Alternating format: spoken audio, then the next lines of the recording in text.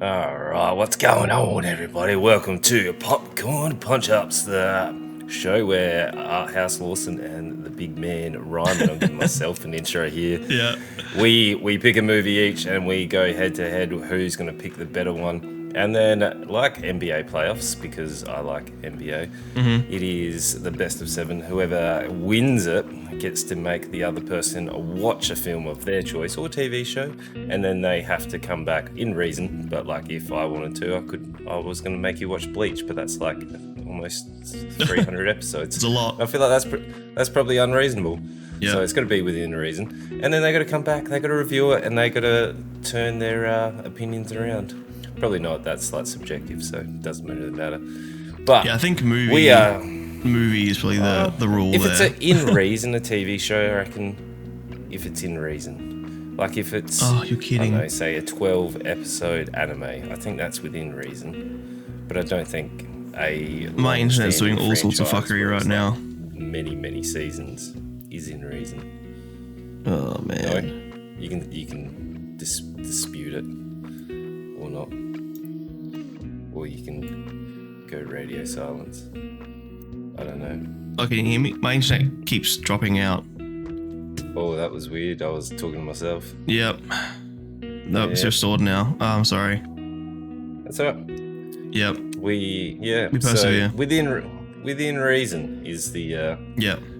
call. So I was saying 12, like a 12 episode animes in reason. Yeah.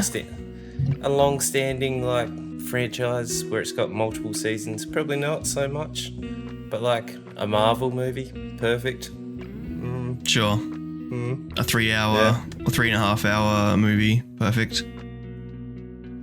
You're gonna make me watch some like independent black and white rubbish. The movie I'm thinking of at the moment, I'm making you watch. I'm gonna look it up. I don't think it's that long. It is. Oh, Jesus. What does it say? Why is this shit like this easy to access? Length. I think it's a skill issue. 2.5 hours. That's fine. That's fine. That's within reason. It's within reason. Yeah. Yeah. So, but, you guys have been here for 3 episodes now. You will understand that we are joined by Lawson, the art house wanderer. He loves it. He scrolls the forums looking for the most art house thing ever so he can go to art gallery. He goes, Good old art gallery.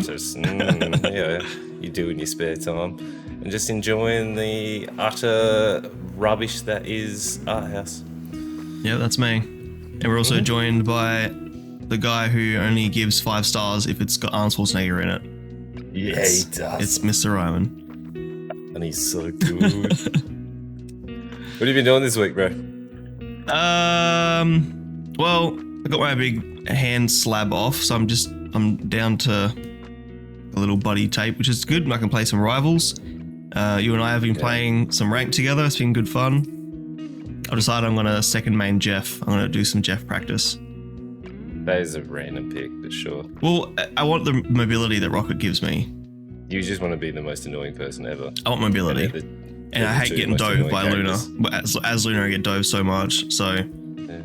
Cool. but yeah, not a lot. Just work and a bit of watching, and I was same as you. We watched all of 6 episodes of both shows this week, and that was a bit time consuming. But spoilers, they're both relatively good, so it was nice to watch both. It's a bit of a slog, yeah.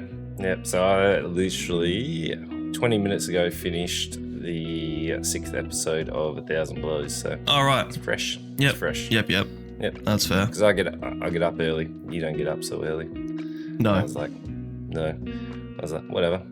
I enjoyed it. So Even a 7:45 rise on a Saturday for me was pretty tough, but crazy. oh well. You're insane. But yeah, what about yourself, Right. man? What's your week been? This week, this full-time work thing's getting in the way of all my editing. Been reacting to a lot of things on YouTube, streaming, trying to catch up on the old editing. I'm still 4 VODs behind. It's insane. Yeah. It's crazy, Yeah. But it is what it is. We will eventually catch up. And then just been trying to fit in watching 2 series this week as well. And then obviously all the kids' sport and running around and all the jazz. So nothing super exciting. It's just been survival mode, one foot in front of the other. Yeah. This week. It's fine. It's fine. But my son, so this is the little news segment, right? So this is the crazy movie theory. Because Yeah. See, I'm We're ready. It's a little bit of a quick one. But my son has just finished their first class novel, and they've been reading the what was his name? I've forgotten the author. Roald Dahl. So Roald Dahl. Nope. Rowan. Sure. Rowan. His name's Rowan. It sure is. It's way easier to pronounce. Rowan. So when you think of Roald Dahl, what do you think of is one of his most famous books? Matilda. Nope, try again. That's all I can think of right now. The Witches. It's a golden ticket. Oh, Charlie Chocolate Factory. Charlie and the Chocolate Factory, right? Right. So this movie theory is a little bit dark, right? Okay. So it had me thinking, because they've read Charlie and they read Charlie and the Chocolate Factory, right? And it got me thinking, and then I had to look it up, and apparently this is a well-known sort of theory, but the Charlie and the Chocolate Factory, the factory tour is not a reward, but it's a punishment, alright? So they think that Willy Wonka, because he's a recluse and he's a little bit vindictive, as you would say, he takes these people in, and as he goes in, every little room and each person, they don't get a reward. They're actually punished in some way, in some shape or form. You can see it as like accidents, you can see it as this, but they reckon that he is actually punishing these people, inflicting punishments on each of these people. And because even at the end you think, oh Charlie, oh my god, you get to take on this like chocolate factory, but it's actually spent that he's giving this factory to this kid so that it's like he has to become the next recluse. He's like groom this kid to take on and then become the next punisher of he is the Punisher. And the ultimate conspiracy is that he is the Marvel hero, the Punisher, the end. Frank Castle. Yeah, this is Frank Castle's origin story. Yeah, right. I mean, that's kind of what, because the movie it's less about winning, it's more about like he's trying to find an heir, I guess. And these are all like tests as he goes through the factory, but yeah, okay. Or he could be punishing them. He's punishing them. And this. So how does he select these kids if it's random to get them into the draw? It might be. Or does he plant the gold tickets in certain places to attract certain kids? I think so, because every kid that comes into the factory is from a different sort of like neighborhoody sort of environment. Okay. So like you've got the rich kid, you've got the different kids that are all from different demographics. Yeah. So that's what I reckon. Okay. I reckon whether he leaves it to a little bit of random luck and stuff, or he goes, because they got to come in with the golden ticket, so he's got to get some knowledge of them and then be like, this is how I'm going to punish you. Because like each room seemed to be able to really delve into the weak ends of those kids, like whether it's gluttony or lust or whatever it is. Yeah, true. Okay, I'll take the theory. Yeah. So yeah, that is Raimann's movie theories. All right, we'll listen to Raimann's movie news as well. Ooh, guess what? What? A long-standing franchise where number 4 had a very famous line, "Do the raw." Guess what's back? Yeah, Shrek 5 trailer, and it looks garbage. Shrek 5 has a teaser trailer out now, and Zendaya is coming in as Shrek and Fiona's daughter. Yep. So, everyone's upset about the redesign. Shrek looks crap. He doesn't look like Shrek anymore. They've changed his like art style. His features look different. His head shape looks different. People are not happy. I was less upset about that and more upset that they can't just let this franchise go, because it lost so much. Like what made the one and two, I quite enjoyed. But then But it still makes money. 4, I was like, why? Oh, I'm sure it'll make it'll make a lot of money, but it's just like, why? Like, come on. I'm gonna look up the Shrek franchise and see how much money it makes. It would have made heaps of money. Shrek 1 was booming. Shrek 2 did really well, and then the other two were like... But then they got all the spin-offs of like all the holiday stuff as well. So they had like, I think, Shrek the Halls, which was like a short straight to streaming service one. Was there... There was a show about... No, I forget what... Was there a show? Was there a Shrek show? No. No? Okay. Yeah, there was, Shrek the Halls. Yeah, that was like the holiday Christmas special one. Yeah, look, so even what Shrek 4, where's Shrek 4? What's Shrek 4 called? Shrek Forever After. Even that, like that was 165 million, the most expensive one. And even that in its worldwide box office made 750 million. Okay. It's a $4 billion franchise. Yeah, right. So it's like they need more money for it though. Yeah. And Last Wish did pretty poorly, but I think it's what people wanted it to be. No. Oh well. We got a little bit of sad they make it enough money. That's why it's bullshit. So they keep making more. Sorry, sad news. Sad news. We have 2 deaths in Hollywood. So Gene Hackman dies at age 95. That's pretty crazy. I need to look up who that is. Oh really? I didn't realize he was actually 95. All right. That's pretty good. Sure. Yeah, I mean, I guess so. Yeah. Makes sense. 95 is pretty good innings. Yeah, it makes sense he's 95. I'm not saying it makes sense that he died. That's horrible. That makes sense he's 95, but yeah, okay. And then also Michelle Trachtenberg. So I've said that wrong, but she starred in Buffy the Vampire Slayer. Actually played Buffy's sister in that. She also was in Gossip Girl and Eurotrip. They're the 3 things that I remember her in. She has died at age 39. Yeah, she's great. She is in what was the Jesus Christ movie about the brother sister weird fucking relationship? Is that what I'm thinking of, her or someone else? No, I'm so confused. She's great though. I'm trying to remember what I remember her in. I've seen her in 17 again. I'll actually love that movie. Yeah, she's 39. She's young. Yeah.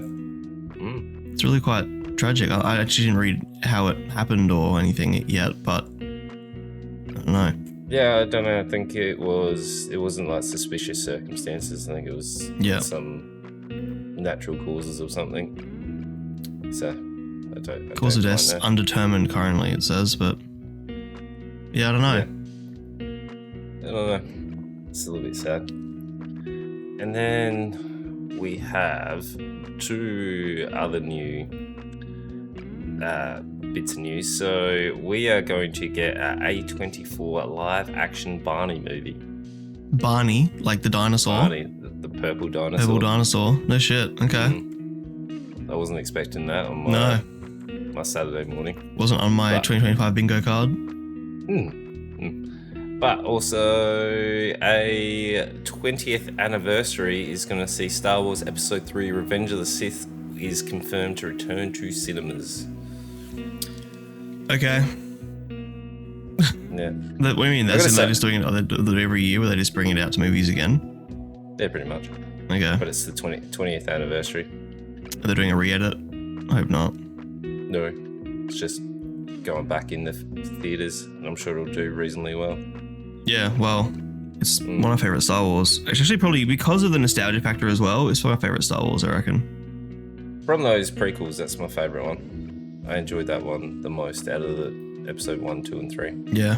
Wait, what did you say again? Revenge of the Sith. Yeah, good. Sorry. Yeah. I was looking up Michelle Trachtenberg's movies. Yeah. Got myself distracted. Look, as long as I don't do an edit, great. But every year, our local cinemas every year do a May the 4th thing. Yep. Where they, you go watch all 6 movies or whatever. You reckon cinemas are super struggling?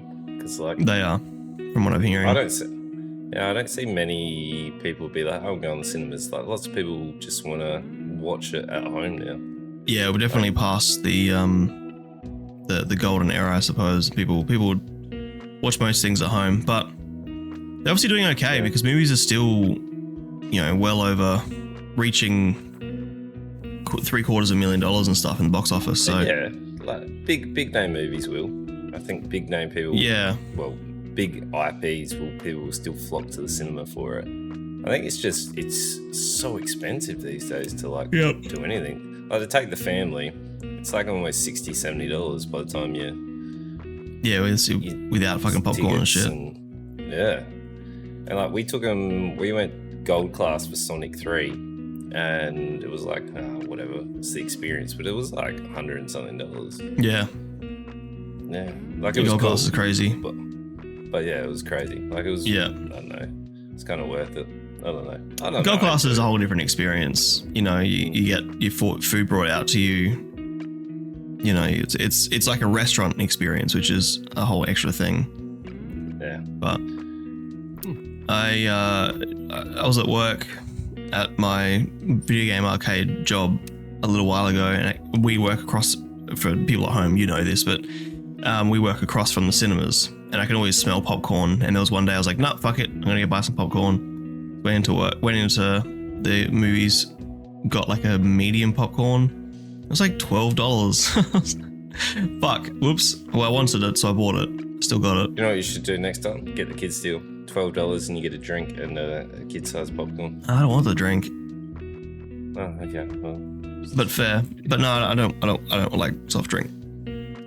I mean, you could get water. I already have water. If I'm at work, I've got water. Right. Calm down.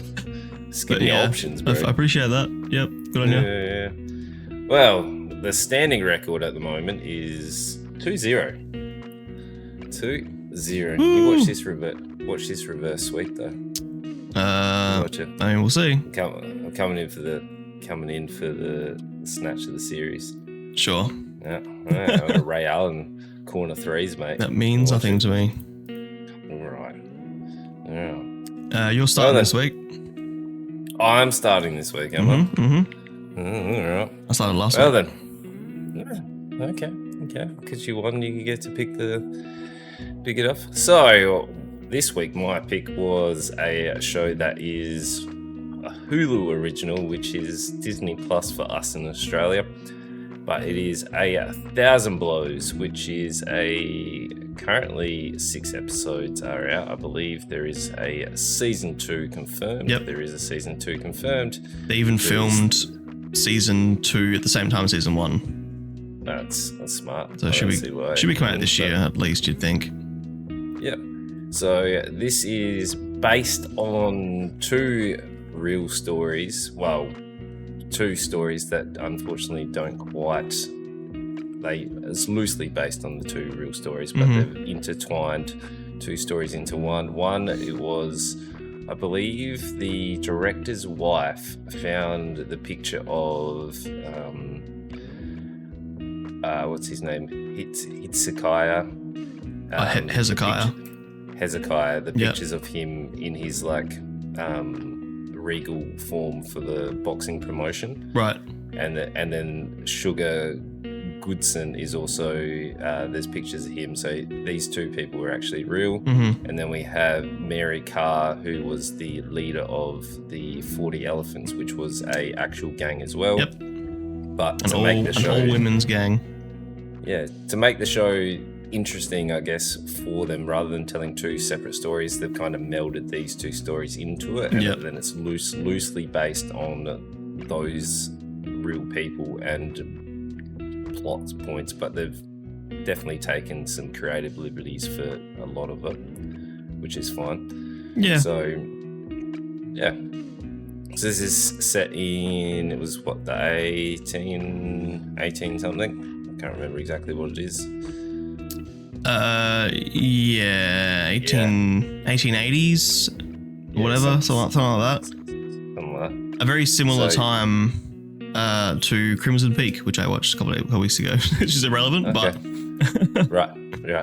So, this is the fortunes of Hitsugaya and Alec, two best friends newly arrived from Jamaica, fighting for survival in a violent melting pot of Victoria, London's East End. They come up against Sugar Goodson, a dangerous veteran boxer. So, yep. I found this to be a kind of like underdog story because a lot of it is we are looking at Mary and Hitsugaya and his best friend. Just call him Hez. Hez and Alec. So they come over on the boat. Hez wants to be a lion tamer, like he's got higher, dreams to become this lion tamer, and he gets invited by the East End Zoo, if you will. They're kind of like a little bit, it's more of a circus than it is like an actual zoo. Yeah. So they've come over on the boat, and they've come into London, and it's very, very different. It's like fish out of water kind of thing. Like the class separation is a bit prevalent, and it's just, for some reason, we'd never really got explanation about how they got training as like a boxer or anything. It's just kind of like I don't know, for some reason they were just really good fighters. I assumed that it's never really said, but I assumed that like in Django Unchained there might have been part of like some Mandingo fighting thing.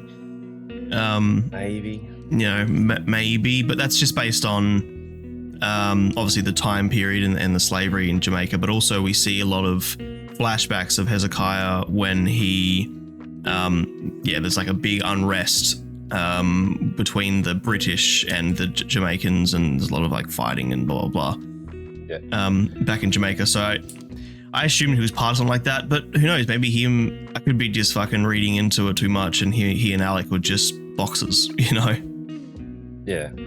So we do get those flashbacks, and it does touch on it a little bit. I think in episode 4 or 5, where they actually have a sit down when the the high end, like the Chinese emperor or delegate who was there, and then also one of the high elites of London or East End there as well. They have that little back and forth about class and slavery and stuff. But that's not the focus. The focus is mainly about these people navigating East End London in this time, and the rivalry between Hez and also Sugar.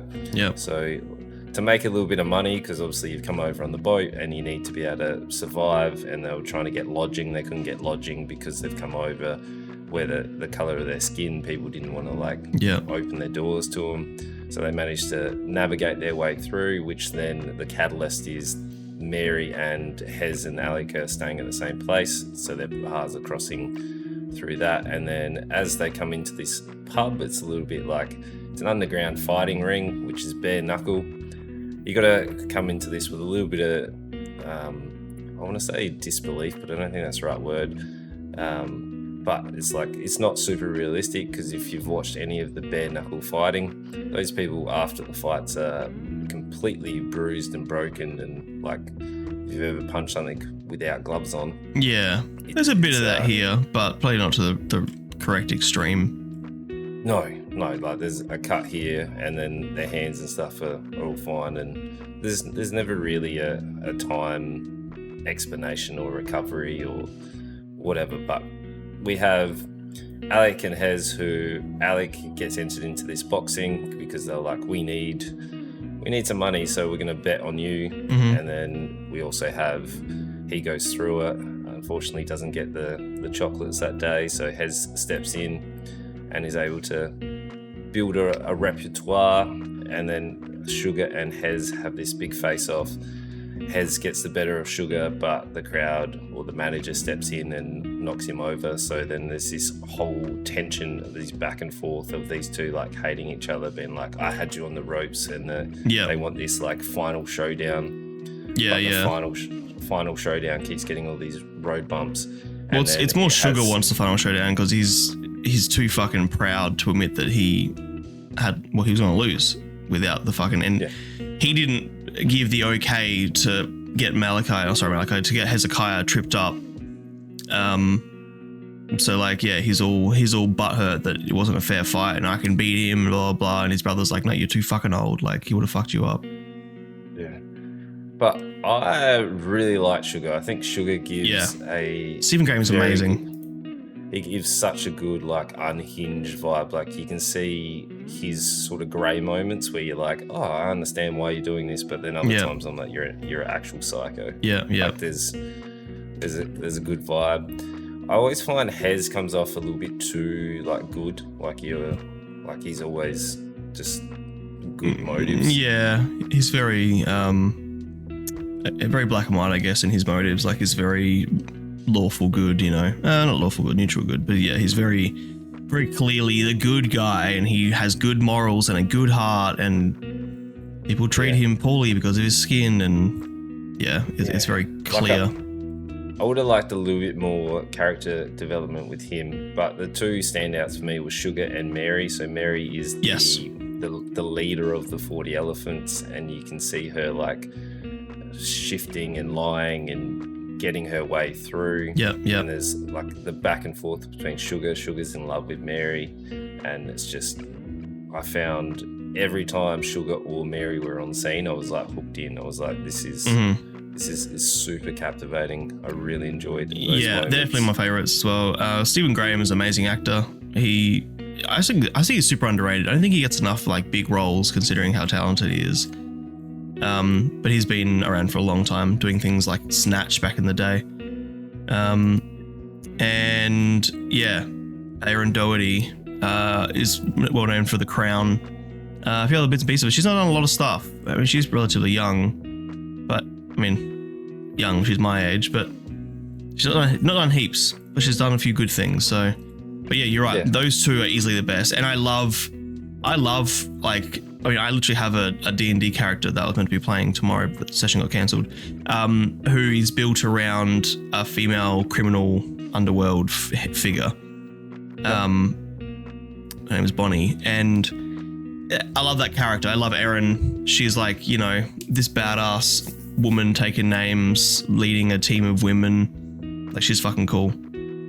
Yeah, she was really cool. Mm-hmm. And then we also get like, I kind of liked it because it was like the new age of the sport. Like the sport had progressed to a point where like Sugar is all about the bare knuckle, like, I'm a man, you have to fight. You have to fight bare knuckle, like almost to the death. Yeah. And then the high ends were like, we are developing this into a sport. You have to wear the gloves, and there's like all these rules around it, rather than the underground where it started, and then it's progressing. Mm-hmm. And he doesn't deal with that. Like, he's all about, you must fight bare knuckle. Like, you have to prove yourself. Etc. Like with that, and then seeing the sport evolve and the high-end people or the high-end society coming in and taking over this, where he's like struggling to counteract that as well. I really enjoyed it. I would like more focus on the actual boxing and like the training and stuff they went through, just because I like that stuff. But and it wasn't really till episode 4 that we got proper boxing and stuff. Like before that, there was a couple fights and that was it. But it was less about that. And looking at the next season, it's not really about that anyway. So we got a little sneak peek. No, but yeah, that's just my personal. I like sport films. I like sport shows. Yeah. I don't know. I would have liked a little bit more tactics here and there, because it could have been cool just to expand a few of those out, where it was like maybe Hez gets a little bit of, I don't know, styles differently, because there's a point where they mention martial arts, where I think episode 5, where he's doing a distraction and he's talking about, oh, you trained under these martial arts with the Chinese delegates or whatever, and then he puts on the show so that Mary's able to steal the high-end silverware. But they never really touched it, just turned in back into boxing. Like, I was like, okay. Like, where's the progression with that? It was like, we just need a distraction. But I guess it's too early in the world of boxing to start introducing a whole bunch of other random stuff. Like, probably just keep it simple, just boxing. But why even mention like the martial arts side then? I don't know. Probably because maybe at the times martial arts was coming in. I have no idea. No. Yeah, whatever. But I really enjoyed. I think they did a good job with Hez and Sugar's like conflict, where it was like, Sugar felt proper intimidating. Yeah, where like Hez didn't really want to. This wasn't his dream to enter in and be like a famous fighter. He wanted to be a lion tamer. Yeah. But because of situations, and then he gets like called out as a coward, and he's like, I'm not a coward, and he's like, well, this is what I got to do to get through. And Sugar is amazing, even to the point where I wasn't expecting him and his brother to have such a crazy conflict. Yeah, nearly kills him. Whoa, okay. Yeah. So I didn't expect that to happen. I don't think Treacle did either, his brother, because he probably wouldn't have gone in spouting shit if I thought his brother could be that violent against him. Yeah. Yeah, and then old Alec, which is actually true to his story. So in episode 5, that actually did happen to him. So he was 35 when that happened. No shit. I tried to see how closely linked they were to the stories. Yeah. They've taken key moments and they've worked their way to those key moments. Yeah. But things in between are created liberties. Yeah, I think it makes sense. I think as well as these times, while they're well documented, this sort of underworld stuff and whatever, I guess, there'd be holes in the history anyway. So I think you're well within reason to take creative liberties. Yeah. So go on. I was just going to say I thoroughly enjoyed this. I thought this was great. It took a little while. I think the first 2 episodes, I was like, this is slow moving. I don't really care about these characters yet. There's a few bits and pieces here and there that are interesting, but I feel like it was. While I think the first episode or 2 is worth, we got to build characters, we got to understand motivations and plot and whatever, but it felt the first even 3 episodes didn't really hook me in. But by the 4th and 5th, I was pretty into it, and the 6th episode went so quick. It is created by Stephen Knight, which is the guy who created and wrote Peaky Blinders. So he wrote this as well, and you can see there's a bit of that coming in, especially in season 2. What we saw in season 2 trailer, because season 2 trailer seems to all be about like the gang rivalry and the rivalry between what's the gang that was going against Mary, that she was getting like threatened by. I forget their name. They mentioned again about another elephant gang. Oh yeah, the male elephants. Yep. So it looks like she's getting herself in a bit of hot water, and well, you said that already. That's pretty much why Alec dies. Yeah. But yeah, it looks like we're going more into Peaky Blinders territory in season 2, and already looking at it, looked a bit more interesting. And that's what I was thinking. Like when I found out it was written by Stephen Knight, I was like, shit, damn, this could be really fucking cool, because Peaky Blinders is an easy 5 out of 5 show. And this was pretty good. I don't think it had the attraction that Peaky Blinders does. I don't think it has as many great characters, but there's a couple in here that are enough, for sure. Yeah. Well, it's less of a grand scale, isn't it? I haven't seen Peaky Blinders. Yeah. But like Peaky Blinders is about the whole underworld gang mob kind of. Yeah, whereas this, like, while we do get, not so much gang stuff, but like criminal syndicates in this, it's definitely focused more on the individual characters than it is the actual like syndicate. But yeah, portrayal's good. And Malachi Kirby, I haven't seen him in a lot. He's in an episode of Black Mirror. He's in Boiling Point. I mean, I've seen a couple things here and there, but he's okay in this. He just looked bored a lot of the time. But maybe that's his character. Like, I don't know. I shouldn't critique. Well, I know it's our job, right? He just looked bored. See, I didn't get that. I don't know. I just found him a little bit too like clean cut. Like he was just he's portrayed as the good guy, where everyone else is like, I don't know, that's layers. Like Doc Ock kind of level, where it's like, I understand your motives. Like I understand why you're doing certain things. Mm-hmm. Like even his like friend, like Alec, like he just came along to escape what was happening in Jamaica and was like, he's offsider. He was on there, and then he was just surviving, found love, and then like he had some depth to him, where Hez is just like, I'm going to stand up for myself. I'm going to stand up against slavery and everything. Like, we need a little bit more progression with you. So yeah, I think that's fair. Yeah. Music's good. I like the intro is really cool as well. I had that song stuck in my head for a while. Yeah, it's cool. The costume design's pretty sick. Yep. The settings are great. Like Yeah. Yeah. I think Stephen Knight's really good at that stuff as well. Like Peaky Blinders obviously being set only like 30, 40 years after this. Yeah. Wait, even that? I think Peaky Blinders is actually earlier than that. I think Peaky Blinders is like post World War One. Sure. Yeah, so it's more like, I think it's like 1920s. Yeah, it's like 20, 40 years. Yeah, I think that Stephen Knight's good at that and getting all that stuff accurate, and obviously with the backing like of a show like Peaky Blinders, I think this has got a pretty good budget and the sets look great. I mean, it feels really fitting for what it is. Yeah, I'm into it. What would you give it?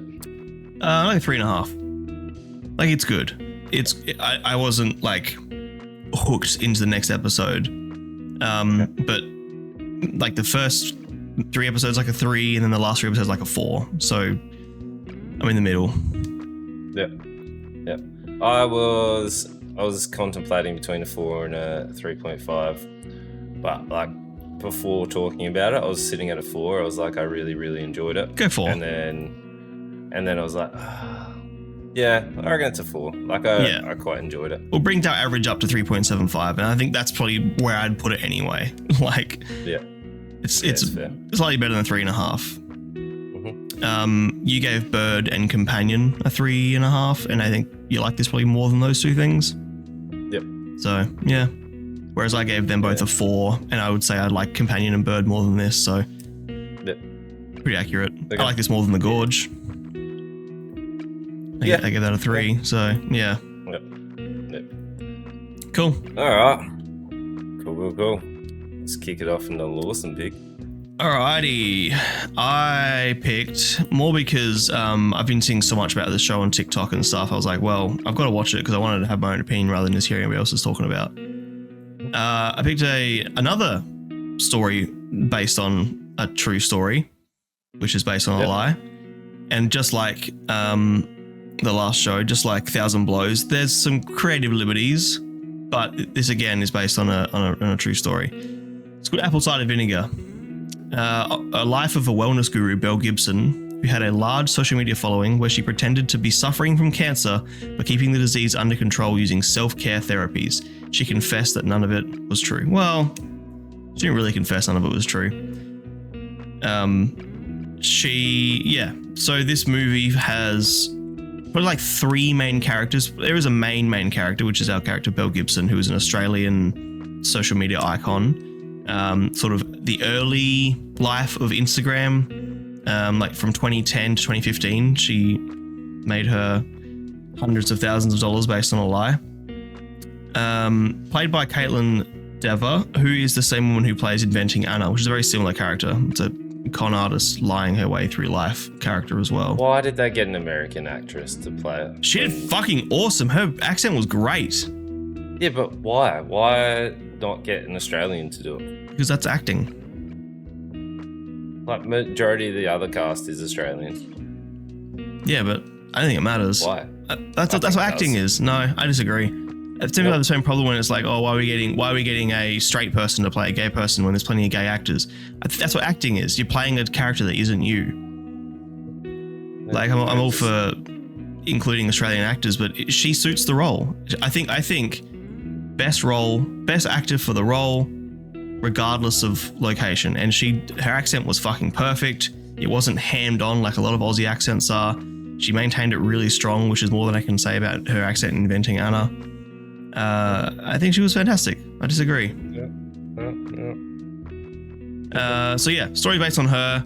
We also get the story of Miller Blake. Now, Miller Blake isn't a real person, but she is based on a real person called Jessica someone who I've forgotten. In real life, this Jessica person and Belle didn't have much to do with each other. But in this story, Miller Blake sort of starts her career well before Belle does. She actually does have cancer, sarcoma in her arm, which is like a skin cancer. And doctors request that she remove her arm to save herself from the cancer, and she refuses and does this natural remedy where she gets like coffee enemas and drinks juice to cure cancer. We think everything's going really well. She thinks things are going well. Spoiler alert, the cancer doesn't really go away. And at the end, she gets really sick again and sadly passes away. The story also follows Lucy Guthrie, who is again based on a real person, but in real life, her husband wasn't the journalist who brought Belle down. In real life, Lucy had nothing to do with Belle besides a couple like online interactions. But again, this is a retelling of Belle Gibson mainly, and so there's a bit of fabrication around other characters in order to tell a good story. I think that's totally fine. Same thing we saw in Thousand Blows. One thing that I know Reimann will hate about this is it is not told chronologically. We jump back and forth in time because the story starts with Miller Blake for like a year and a half before Belle even gets on the scene. But storytelling wise, it literally starts at the end of the chronological story where Belle is starting to have people call her out for her lies and bullshit online. She's already moved to America at this point, and she's trying to use some like online like public appearance agency. I didn't really explain what he does to try and save herself. Some marketing agency or like I don't even know what it was. Yep. Yeah, that's something else. So yeah, 6 episodes. It's told out of order. We also meet Belle Gibson's partner. She does have a kid with another guy called Nathan, but she meets a guy called Clive, who's like this IT guru when she's trying to build her website. He's like 15 years older than her. He's pushing 40. She's like early 20s. And he falls in love with her, but she's just using him more or less. He also falls in love with her kid, and they form a really good relationship. Maybe fall in love is the wrong thing to say with the child, but he loves Belle's kid, and he becomes the father figure in this kid's life. He helped raise it from like pretty much a newborn. Yeah, definitely.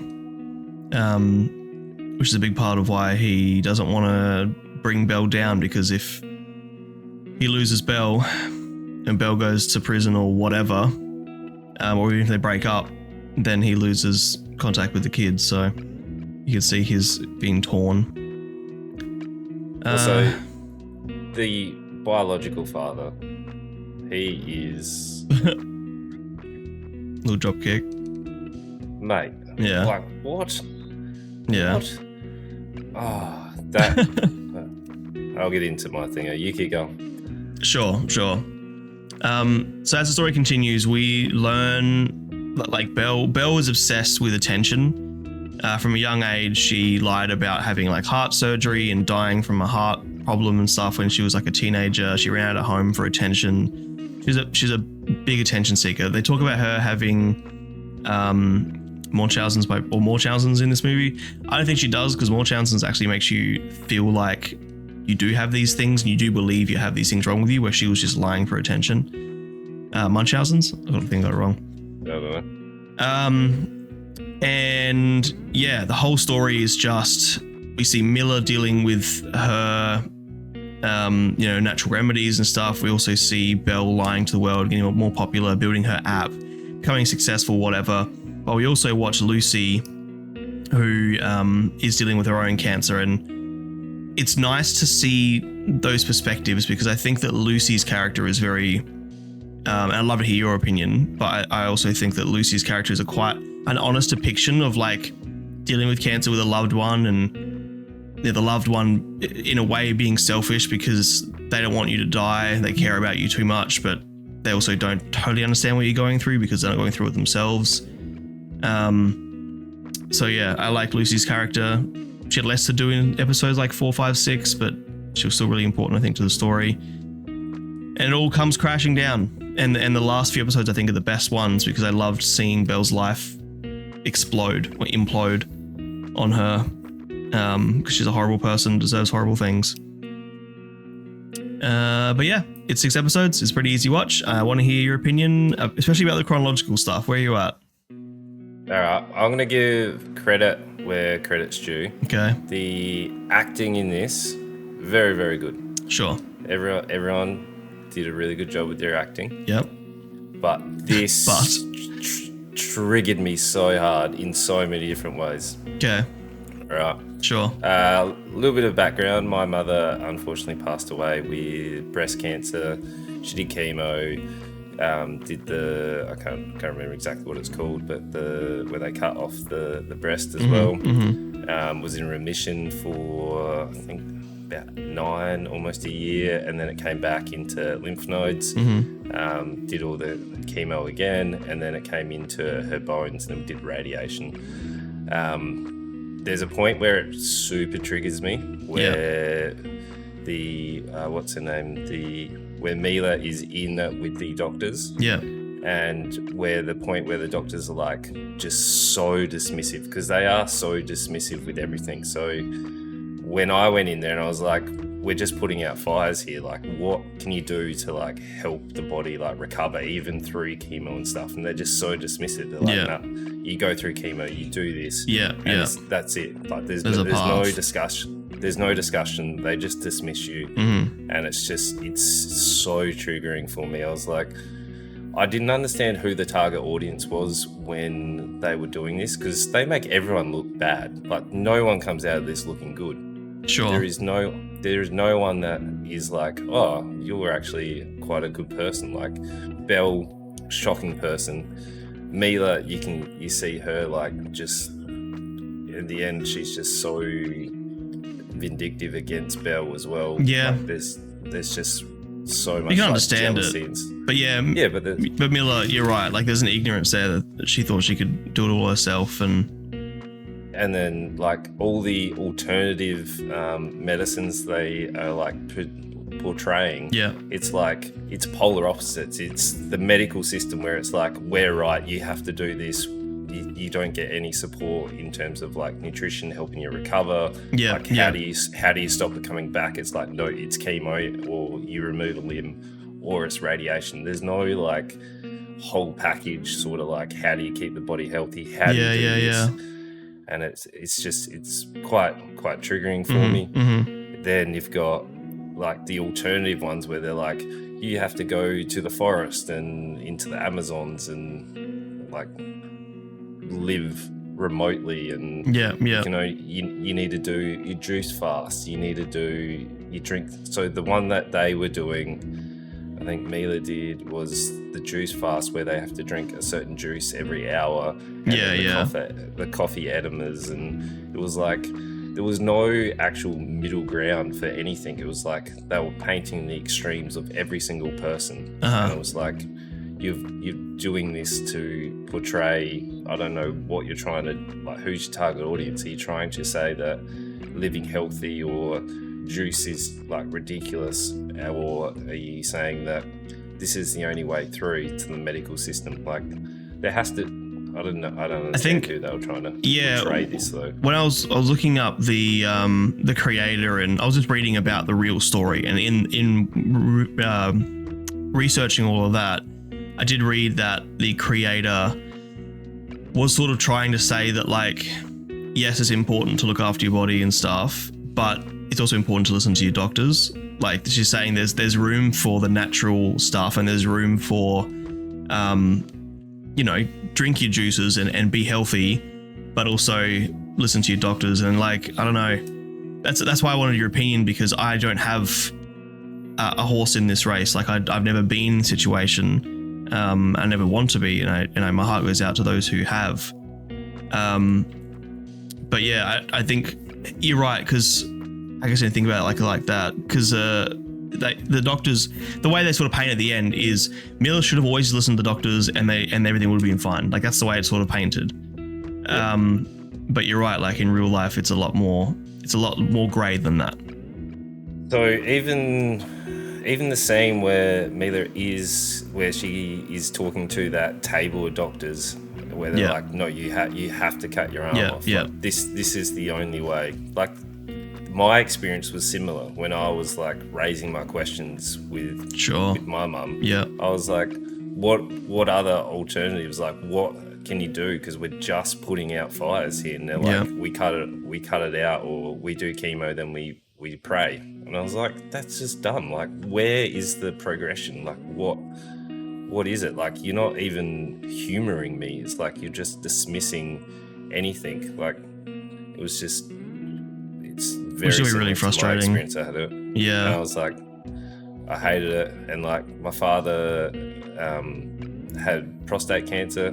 His prostate's removed, currently in remission. So, but again, they were like, we cut it out and then away you go. Yeah. I was like, okay, like, is there any, like, follow-up?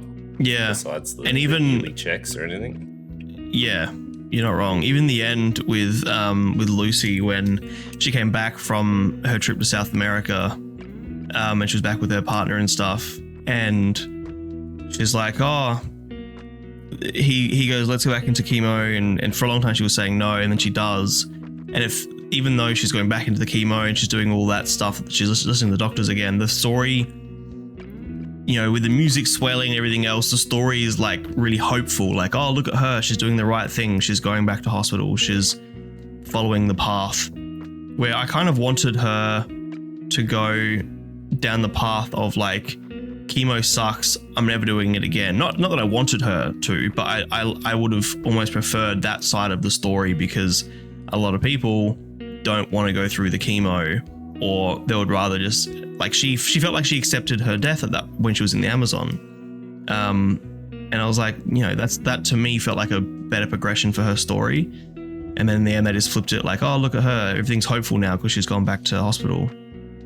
Yeah, like, I don't know, like, at the end of the day, like, watching Lucy go through it, I was always like, well, even with Dad and Mum, I was like, it's your choice. Yep. At the end of the day. Yep. You decide what you think is best for you. Mm-hmm. Like, I want to come and understand it, and I'll ask questions, but it's like, it's your choice. Like, especially with Lucy's partner,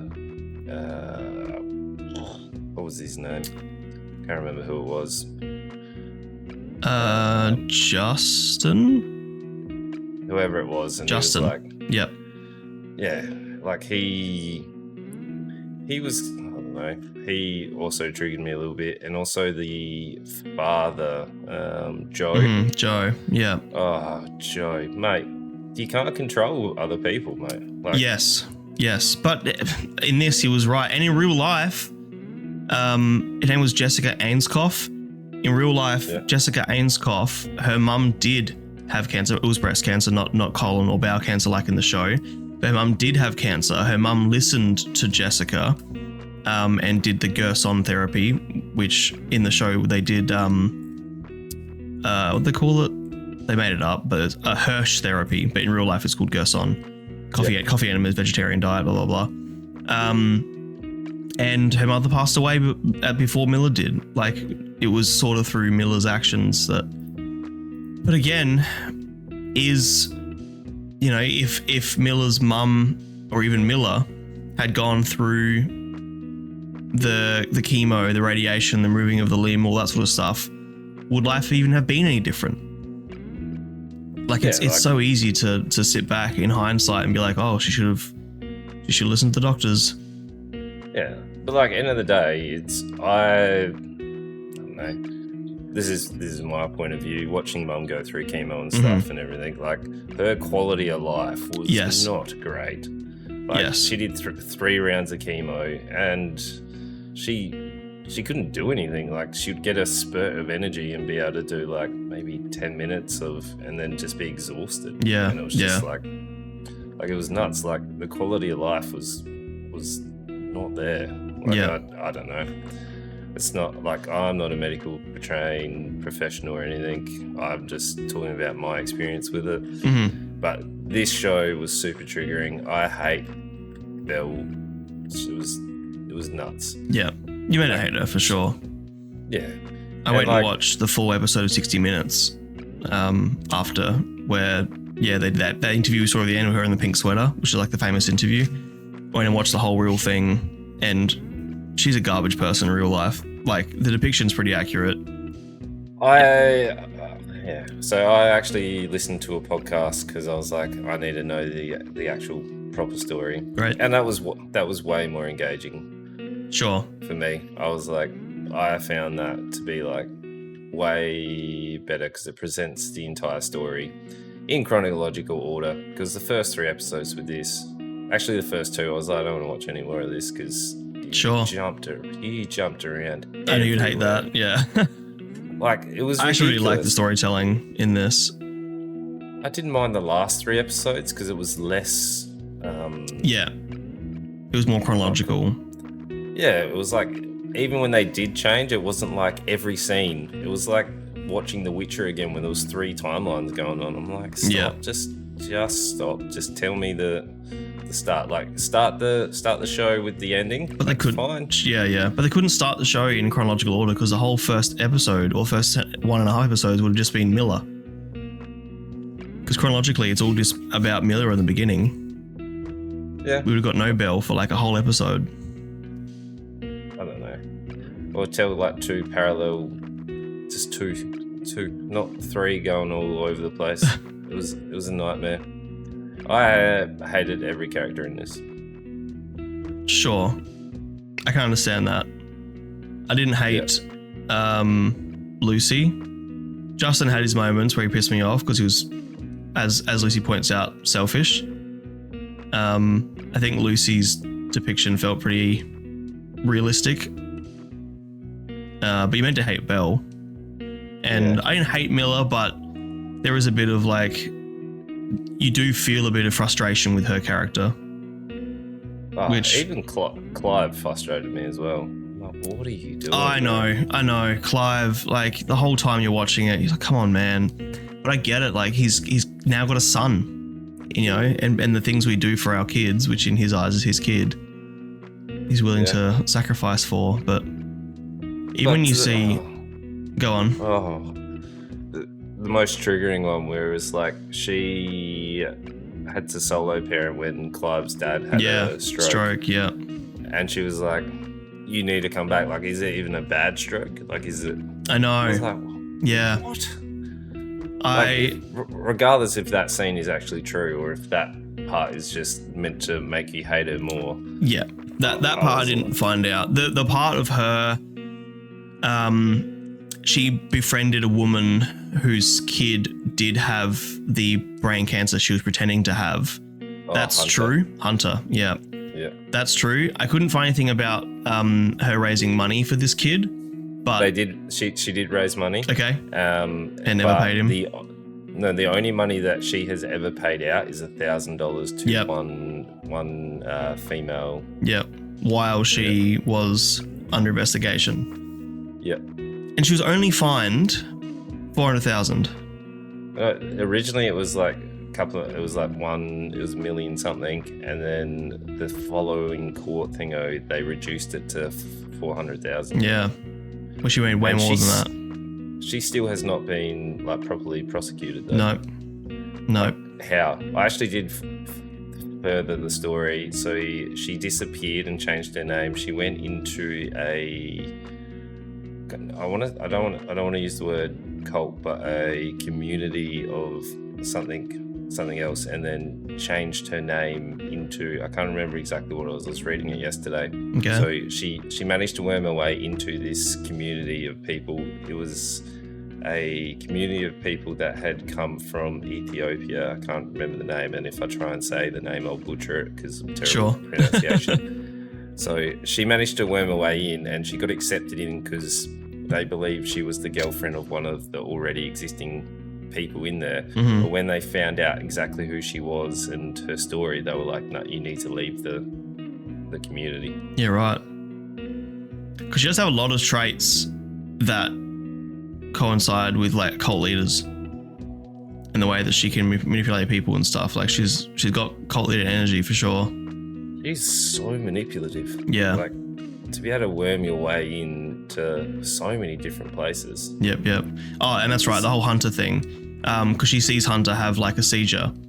And another thing that was real was that at her son's birthday in real life, she did have a fake seizure in order to garner attention and whatever.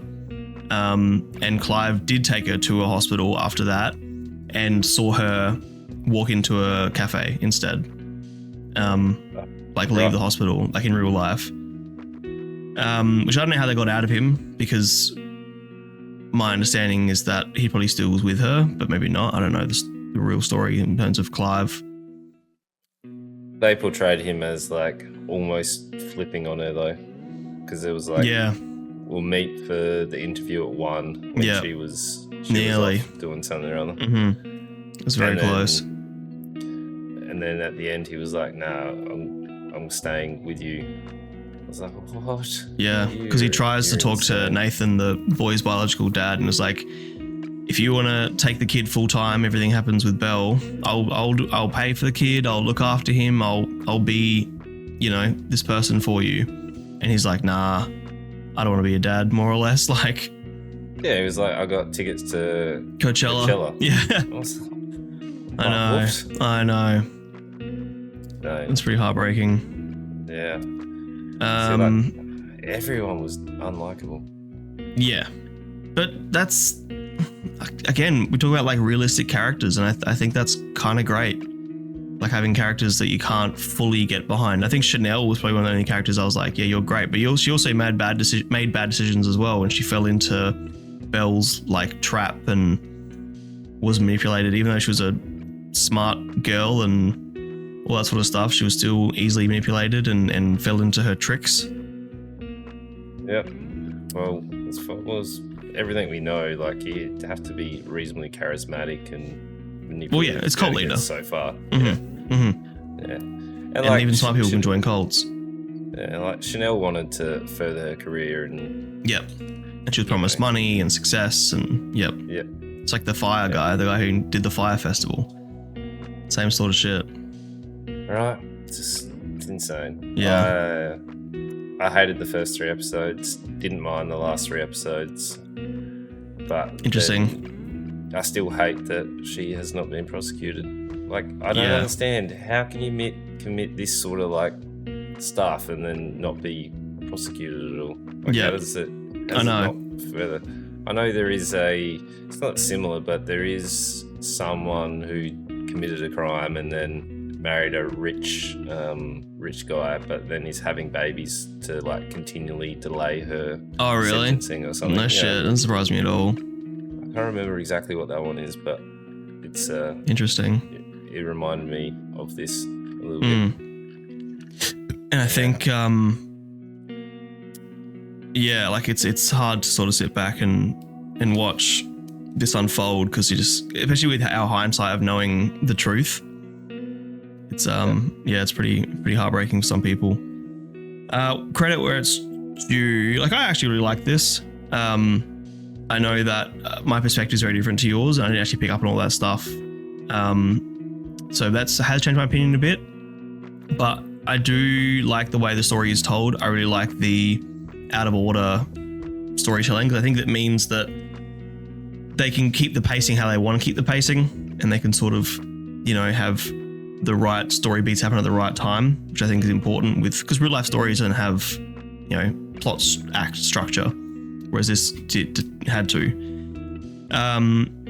I loved the music, like a lot of needle drops, but they also, each character had their own, almost like an anthem, and they used a lot of, they rescored a lot of songs.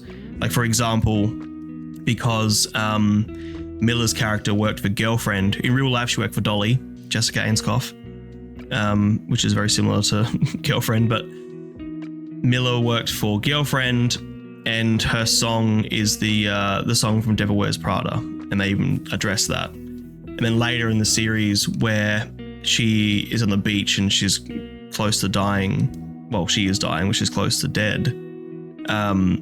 She is on the beach with her friends and whatever, and that music has been rescored to be like in a minor key and sadder and slower. They do that with a few characters in a few different songs. Belle Gibson has the song Toxic by Britney Spears.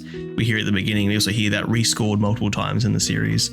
The cynical brain will say that it's cheap because you can rescore and pay for one song and rescore multiple times, but I completely disagree, because I think that you give me a character like a musical motif, and you're using that motif to add layers to their story and remind you of their character, and I thought it was really clever. Something I picked up on, I really liked. And it's shot beautifully. I think we get Australian landscapes just a little bit. We also get like just Australian housing, I think, has a unique look. Australian shops look really unique. It's both like, that's like quintessential Australia right there, Yeah.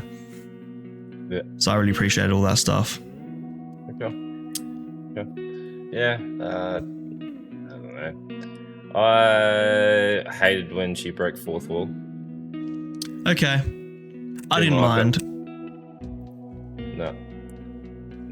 I didn't mind. I didn't mind that, because to me, this is a style of documentary. This is a dramatic documentary. So fourth wall break is kind of like you're watching a true story reminder. I loved at the beginning of every episode, a different character would say this is a true story based on a lie. And the character would say it while they're walking somewhere, and then it would pick up straight into the real scene. I think it was really clever. I still don't understand how they didn't fact check her. Like, how did she get this far without people fact checking? Because of private confidentiality agreements and medical confidentiality laws and stuff. Like, you don't legally have to release medical records. So at no point was she under any obligation to show people evidence. And there's no laws against lying on the internet. No, but like when she got the book deal, like Penguin or whoever the actual people are, like, yeah, how don't you have to fact check it? Like, I get BuzzFeed or whoever the company was that were like putting the articles out, but like when you're an actual publisher of like the books and stuff, don't you have to fact check these people? Otherwise you're essentially putting out, because all her books had to be like recalled and destroyed and stuff. Yep. Like, they're selling for like hundreds of dollars online now as well, the real whole pantry book. Like, someone's losing their job over that. Yeah, and Jules, the woman like who ran Penguin, you can see why. Like, she sees through Belle's bullshit from the beginning. And I watched the real interview. You know how there's that scene where there's two scenes of Jules interviewing Belle in like a dark room with a light and whatever. That happened in real life, and that footage is online. I watched that too, and you can tell that they don't believe her, but they also, they see money. It's a publishing company who sees the dollars in their pockets, and they go, well, we'll believe a lie. Like, what's it? And even Jules herself is like, what's the harm? Like, what's it really doing? We're making a cookbook. Like, who cares about the story? It's like, people aren't buying a cookbook, they're buying a story. And you've said that from the beginning. So yeah, you're not wrong. They're the bad guys here as well. Yeah. Look, with her, like, her being so charismatic and stuff, like, I was talking to my wife about it. I was like, do you reckon she would have been able to, like, she was on early days of Instagram, instead of just being like, I've got brain cancer, whatever, and having that hook, like it's early days, you could have probably built that business without having to go like a super lie or an extreme. Definitely. That's the thing. Like, she did build a good app. She did have a good cookbook, supposedly. Like, she built the fact that Apple got her involved in like all their stuff and whatever, and made her like a partner and stuff. Obviously, the app was good, and people used it who didn't have cancer. So yeah, you're right. She could have 100% done all this and been just as successful. Yeah, like I don't know. Yeah, but to her, the attention and the sympathy of the whole cancer story was worth a lot more. It's so bizarre. I know, I don't get it. I don't know. I definitely had to push through to finish this, but I was like, I got to see it through now. Yeah, in different perspective. I really liked it, but honestly, this conversation has made me second guess a little bit because I wanted to hear your opinion and your, like I said, this is a story that's closer to your heart than mine. And your input has made me sort of go, okay, maybe there are aspects that brought it down a bit more than I thought. Oh yeah, it triggered me hard. I can understand that. Yeah. They showed the extremes of everything. And I was like, I would have liked a more, realistic viewing of this rather than the super extremes. Yeah, that's true. That's true. Like a realistic cancer story. Yeah. Rather than like, every end of the extreme. Yeah. Because they have the actual like real life story and stuff, and like they say they've changed the names and stuff, but you like the real story is just as interesting. We don't need the extremes. Yeah.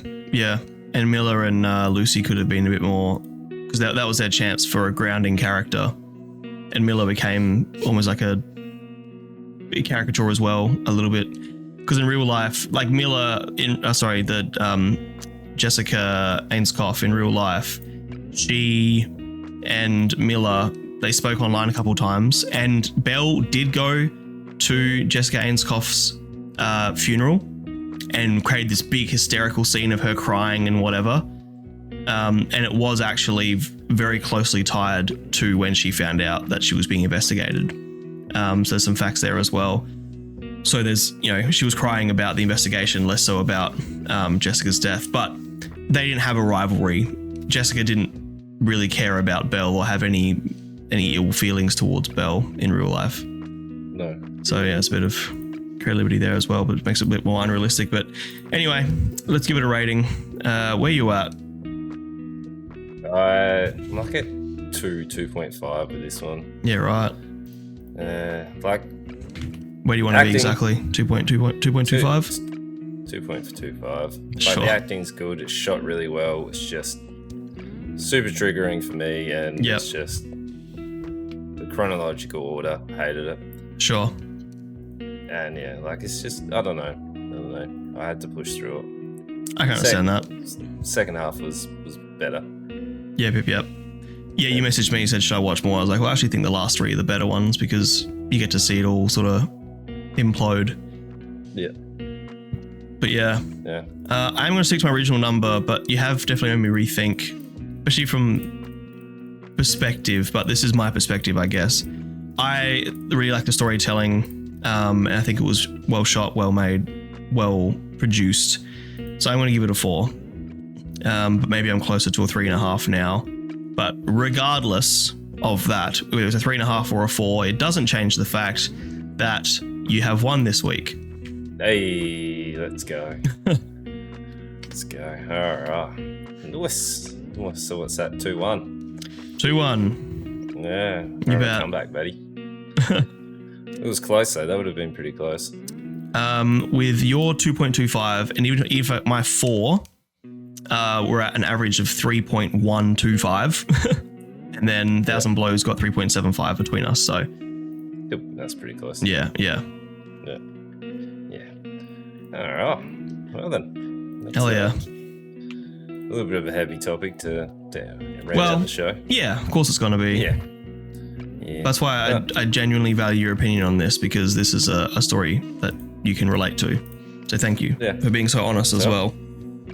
Yeah, I told you I don't lie. Yep. Yeah. But I kind of liked it this week. It was 2 shows based on real stories with creative liberties. Yeah. It was a good comparison. I think next week we actually have 2 movies, different genres though. So I believe you've locked in The Monkey. Yeah, that's the goal. Yeah, I reckon it'll be fun. I hope. And I have locked in a friend of the show who's come back recently onto the scene. Yep. Oh god. Josh Hartnett is back on, and it is Fight or Flight, which is bullet train-esque, but more like a bullet plane. So he's trapped on a plane with assassins trying to kill him. I don't know how big this plane is, but there is the chainsaw. There's a chainsaw. Any snakes on a plane? Oh, mate, I love Snake on the Plane. The whole premise of that. The whole premise of that film is nuts. It's so stupid. That the community made it, like the scripts and everything they were like, we're going to take all of this and just put it into a film. And it's not that bad. Oh, it's pretty bad. Yeah, but it's that bad as good. Like, they knew it's entertaining. Yes, it's not boring. That's for sure. Yeah, like I laughed many times. Have you heard the TV dubbing of that movie, like the safer TV version? No. They cut the swearing out. The famous line where he says, "I've had enough of these motherfucking snakes on this motherfucking plane." The dub is, "I've had enough of these monkey fighting snakes on this Monday to Friday plane." You can find it on YouTube. These monkey fighting snakes on this Monday to Friday plane. It's one of those lines I've memorized because it's so funny and ridiculous. Because that's trying to match his mouth movements. So that's what he says. Yeah. All right. That reminds me of the anime that they just got all these people together just to do voice lines. Yeah. Was that the Ghost Files? Ghost Stories? Ghost Files. Ghost Stories. Yeah. Yeah. And that thing that's just insane. Yeah. Like, it is so funny.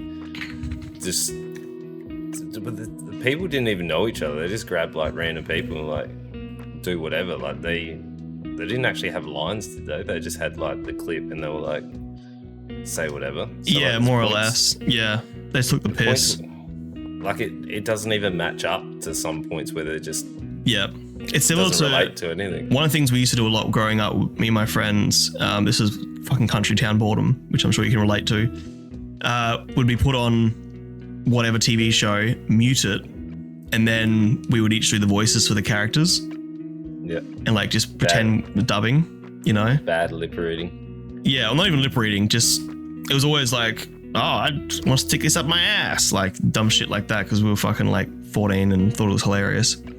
But yeah, it reminds me of that, just a bunch of guys sticking around in a room and doing some dubbing, but anyway. Oh no, so funny. All right, everybody, you know what to do. If you like the show, tell your friends, tell them all, tell one all. And if you're on Spotify, tell your friends. 5-star rating. Apple podcast should be sorted hopefully very, very soon. So nice. It'll be there as well. And then also iHeartRadio, all those other ones. And YouTube, make sure you like, comment, and subscribe. And we'll see you guys next time. Hell yeah. Love yous. Boy.